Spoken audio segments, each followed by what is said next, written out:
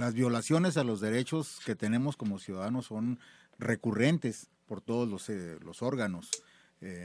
Nosotros tenemos, aparte en la legislación de los derechos humanos que nos rigen, pues también tenemos derechos secundarios como ciudadanos, los derechos sociales, los derechos económicos, los derechos políticos, y estos derechos por lo regular están plasmados en la propia Constitución en diferentes espacios. Esos derechos son violados permanentemente. O sea, ¿cuándo se nos ha preguntado qué nos parece la reforma política o qué necesitamos en materia política? ¿Cuándo se nos ha preguntado en materia energética cómo vemos la posibilidad de privatizar el área de exploración y explotación de nuestros recursos naturales, como pretende la modificación del artículo 25, 27 y 28 constitucional? Cuando se nos han preguntado una gran cantidad de detalles de modificaciones de leyes que nos atañen directamente como ciudadanos. Eso es una violación a nuestros derechos secundarios, es una violación flagrante a nuestros derechos secundarios como ciudadanos, y sin embargo esto lo tenemos viendo desde hace mucho tiempo y lo hemos estado dejando pasar. Desgraciadamente lo que nos falta, creo yo, que es mucha educación política. Creo que no estamos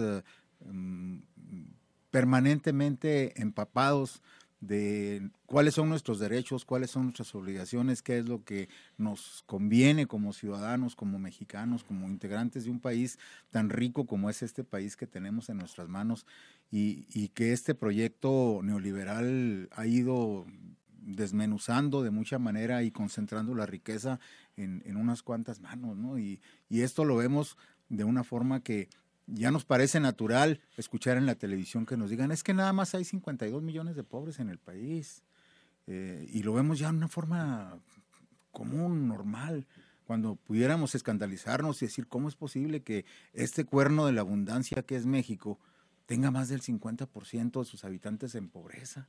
¿Cómo es posible que lleguemos a estos niveles? O sea, ¿qué nos está faltando? ¿Qué tenemos de más o qué necesitamos para que esto vaya terminando? Y creo que una de las cosas que tenemos que mover no es precisamente mover a México, tenemos que mover a los políticos, tenemos que mover a los que nos gobiernan, tenemos que mover a los que están en el poder, a los que tienen influencia sobre esto, todo este tipo de acciones que nos involucran directamente como ciudadanos.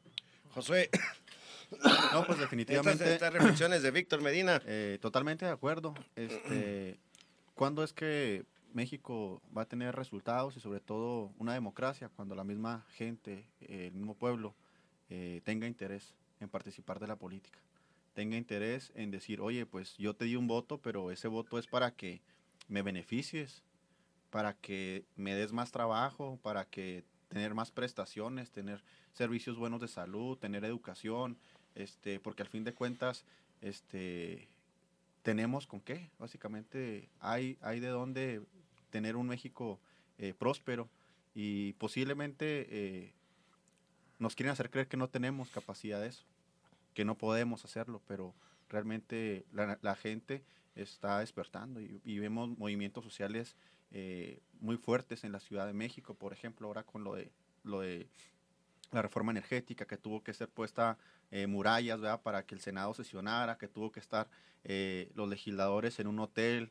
esperando la hora de la votación y todo esto. Entonces, creo que en medida que la gente se involucre más y sea menos distraída, menos posiblemente más consciente de lo que se está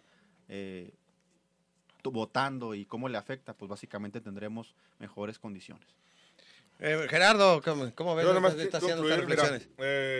Estuve analizando muy detenidamente lo que dijeron los compañeros.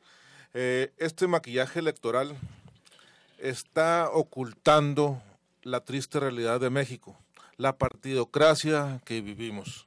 Tan así es como dijo Víctor, me la ganó, pero me adhiero como siempre con él. ¿En qué parte de este maquillaje electoral vemos nosotros algún derecho adicional de los ciudadanos para reclamar las violaciones electorales? En ningún lado. No hay participación electoral, mucho menos política del mexicano.